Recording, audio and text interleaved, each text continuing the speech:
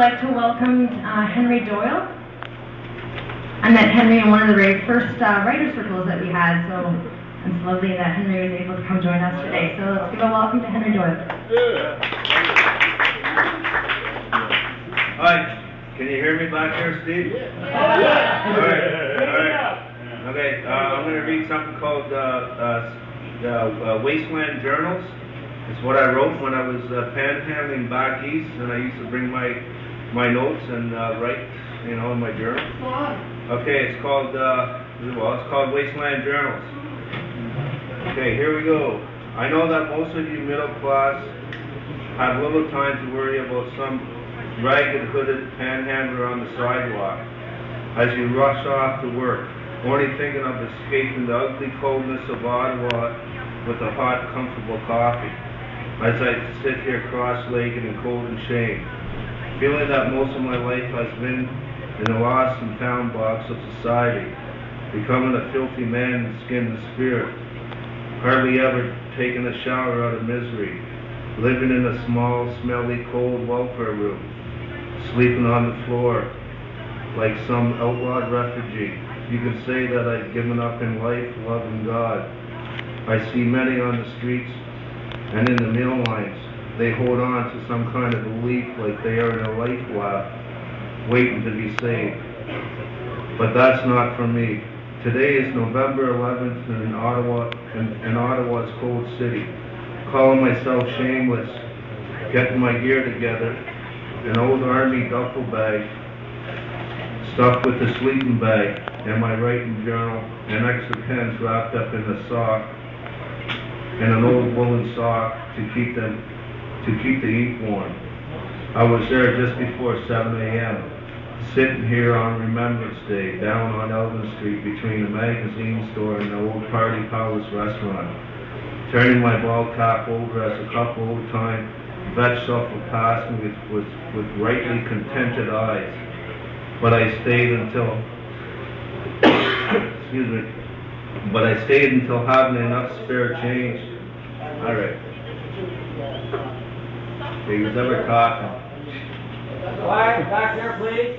But I stayed until having enough spare change for a box of beer and 2 packs of smokes.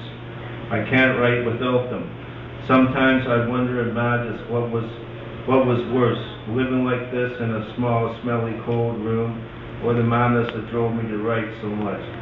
I can easily give you a picture in words what it's like, living in a small, smelly welfare room, with free cable and TV, me turning away from those fucking pizza and submarine commercials as they came on, knowing that there was only stale bread and peanut butter in my full-size fridge. But to give you a picture in words, the madness that drove me to write is much higher. That was me sitting there at my old Underwood typewriter, wrapped in cold and madness and hunger. The next morning, cross-legged and cold and shame, with hungover, dead-end thoughts. Am I going to be a skid row poet dreamer, thinking out loud, then writing it down with frozen fingertips? Am I going to be a lifer out here, panhandling for spare change, like the 65-year-old man across the street? He's always bent over like the weight in the ugly light, holding his empty coffee cup with shaky alcoholic hands, watching the wasteland in the bottle take another man. A nice old lady stops and gives him change. I shared a bottle of cheap wine with him one day. Well, one ugly morning before we went out to panhandle. He told me a story of what brought him down into the wasteland, because everyone has one. He was a business accountant for some big firm back in the 70s, having a house, a young, beautiful wife, and a 3-year-old daughter. His wife was at the doctor's as he picked up his daughter.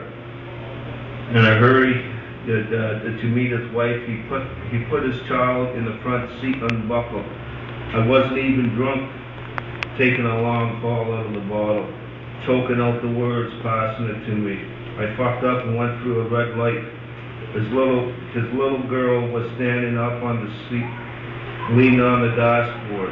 The kid ended up going through the front window and died at the scene. He's been drunk every day since, trying to drown out his horrors with alcohol.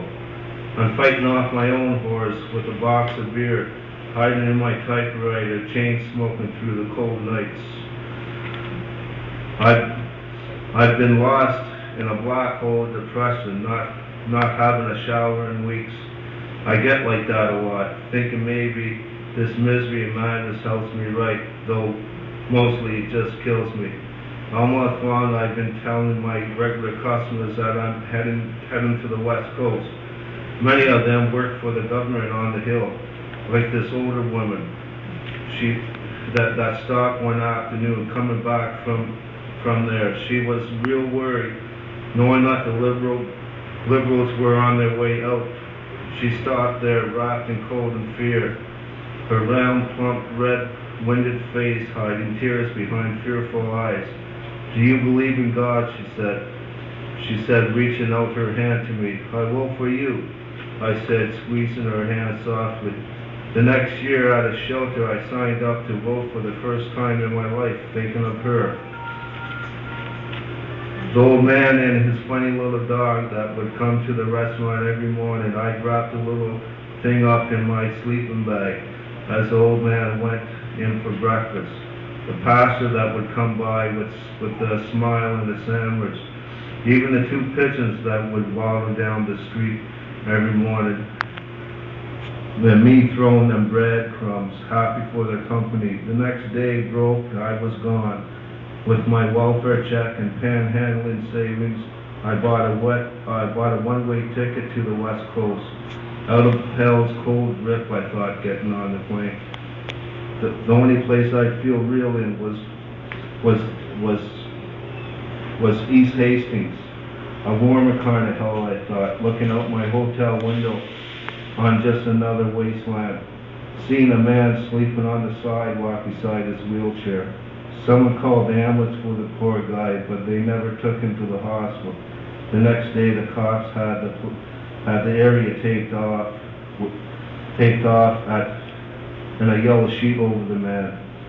They had a little memorial that night, seeing the candles burning in the darkness. I grabbed 2 beers, one for me and one poured out onto the sidewalk for the dead. I handed out cigarette smokes to everyone. "Welcome to pain and wastings," they said. That's it.